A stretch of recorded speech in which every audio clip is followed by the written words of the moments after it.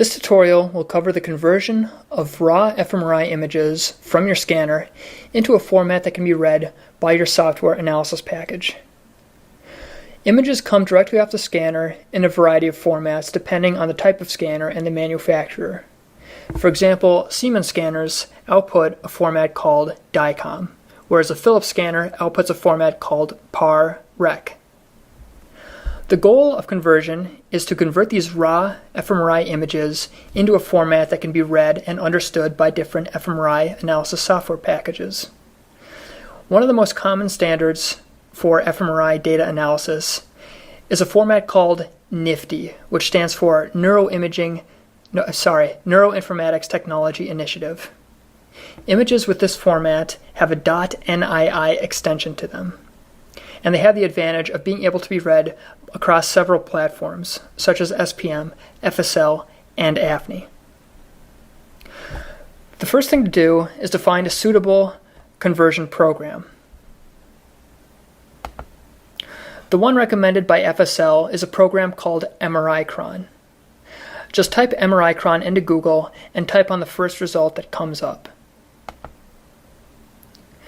MRIcron is a suite of packages which includes a converter called dcm2nii, which stands for dicom to NIfTI.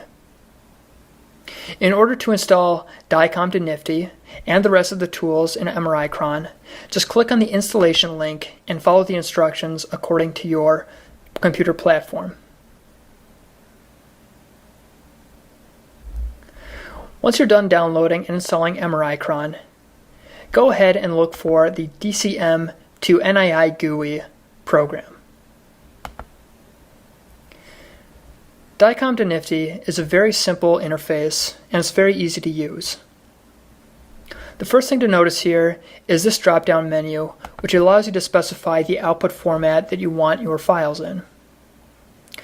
Besides NIfTI, there's another format called header/image, but we're going to focus on NIfTI for now. This option, compressed FSL 40 NIfTI, will output NIfTI files and also compress them in order to save disk space. So let's go ahead and select that for now. One more thing you might want to check is under the Help and Preferences options, you're able to specify what information you want prepended to your NIfTI files. Most of these you don't need. And you see an example of the output file right here. This looks rather long and unwieldy. Go ahead and uncheck everything except for acquisition series. This makes the resulting output files much easier to read. Now that we have dicom to NIfTI set up, all we need is some raw fMRI data to convert. I provided some on my webpage, which is mypage.iu/AJAHN. Go to the links and click on FSL example data to download a sample data suite. I've already downloaded it to my desktop right here, so let's go ahead and see what's inside.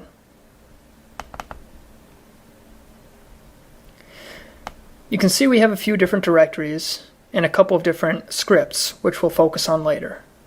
For now, look within the fMRI_raw data directory.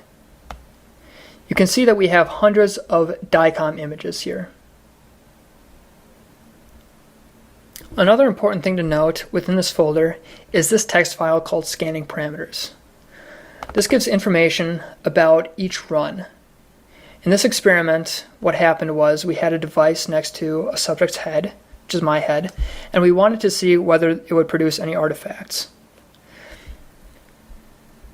So the parameters here are there are 165 volumes for each functional runs, with 35 slices in the z direction, and a TR of 2 seconds. The anatomical scans have 160 slices. For now, the only runs I've provided for you are runs 5 through 7. This is a very simple task where I just did tapping my right hand, tapping my left hand, and then holding my breath and also exhaling.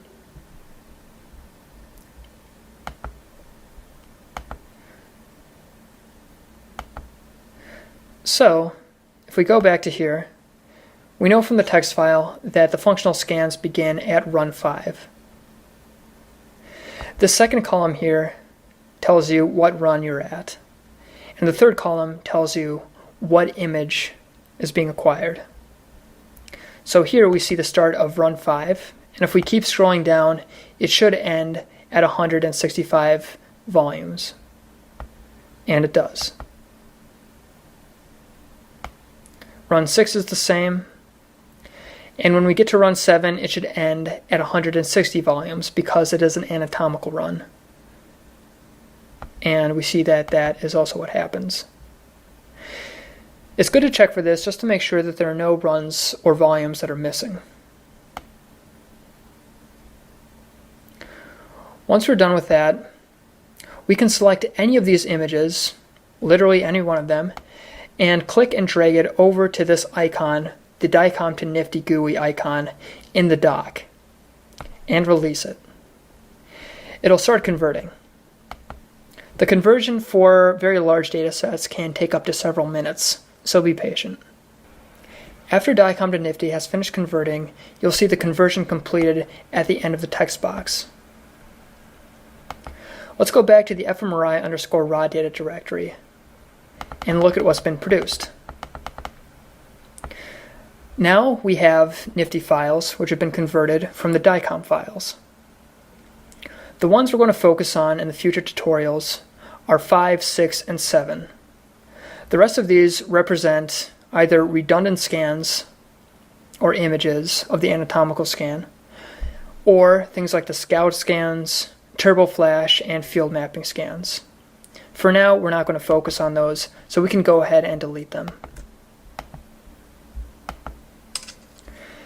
After you're done, you can use this to then convert all your other DICOM files for your other data sets.